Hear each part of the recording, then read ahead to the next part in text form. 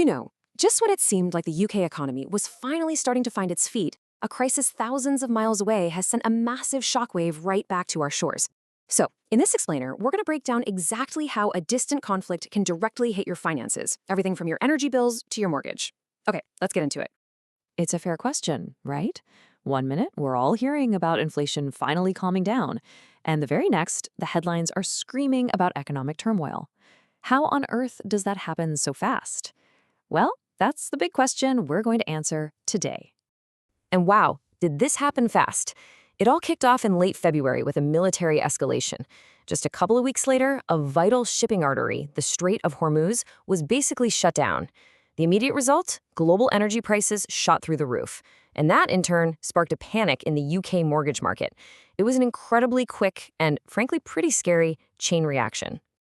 So, here's our plan. We'll start with the shock itself. Then we'll rewind a little to see what the economy looked like right before this all hit. We're calling it the fragile calm. After that, we'll follow the ripples, first to your bills, then to the mortgage market. We'll look at the impossible position this puts policymakers in. And finally, we'll explore three very different potential futures for the UK. Okay, so let's talk about that fragile calm. Because to really get a sense of how hard this shock has hit, you first have to understand what kind of landscape it landed in. And just a few months ago, the UK economy was in a very, very different place. See, what this shows is an economy that was really starting to find its balance. After a pretty rough period of high inflation and painful interest rate hikes, things were finally stabilizing. We had steady growth, inflation was coming down, and the Bank of England had even started to ease off the pressure. This was the picture of cautious optimism. This was the baseline. And then came the storm. Let's look at the first and most immediate ripple effect from this crisis, the one that hit all of us directly where it hurts the most, the cost of living. So let's talk scale for a second. The shutdown of that shipping lane instantly blocked about 20 million barrels of oil per day from easily reaching the global market. I mean, that's not just a small disruption. That is a huge supply shock, and the fallout was pretty much immediate. And this is what it means for you. Analysts are now forecasting that the typical household energy bill is going to jump by 18% or even more starting July 1st. That's a direct consequence of that global price spike feeding straight into the UK's energy system. So, the real kicker is what this could mean for the whole year. If these higher prices persist, the average annual energy bill could rocket past £2,100. That would completely erase any help from government support schemes and put budgets under immense pressure all over again. But it doesn't stop with energy. That exact same shipping problem is now a huge threat to our food supply. Why? Well, that strait is a key route for fertilizer. With that supply line choked, global food prices could leap by 15 to 20%.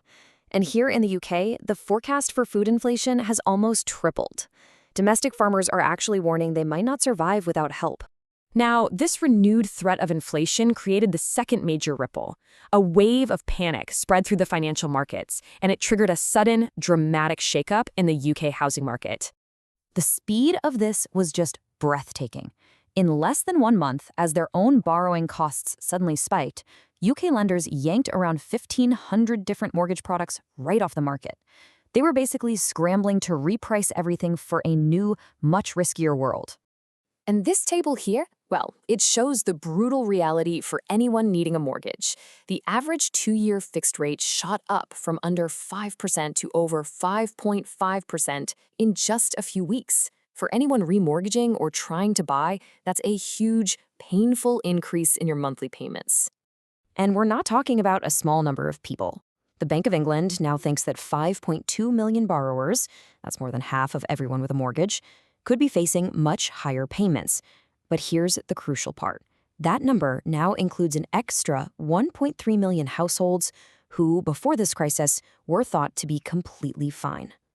So, all of this leads us to the people whose job it is to navigate through this mess, the policymakers at the Bank of England. And to put it mildly, they are stuck between a rock and a hard place. This really lays out the impossible choice they face. On the one hand, to fight this new inflation, they'd normally hike interest rates.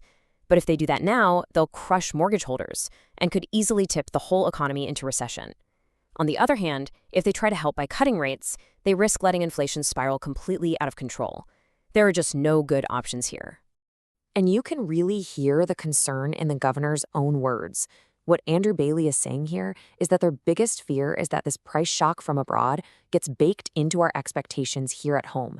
If that happens, it becomes a much bigger, much harder problem to solve. So, given all this uncertainty, where do we go from here? Well, analysts have started to map out 3 possible paths for the UK economy over the next 6 months or so. And really, they all depend on how this conflict and, by extension, oil prices play out. Okay, so let's break them down. The best case is that the conflict eases, oil prices drop back down, and the Bank of England can get back to cutting rates later in the year. The base case, which most people think is the most likely, is that oil stays high, forcing the bank to just hold rates where they are, which means slow growth for the economy. And then there's the worst case. The conflict gets worse, oil stays above $100 a barrel, and the bank has no choice but to hike rates again, pushing mortgages over 6% and almost certainly causing a recession. And that leaves us with the final and most important question. This sudden external shock has really shown just how fragile that recent economic calm truly was. It's created this profound uncertainty about what the next few months will look like. And it forces us all to ask, just how resilient is the UK economy when faced with a crisis it has absolutely no control over?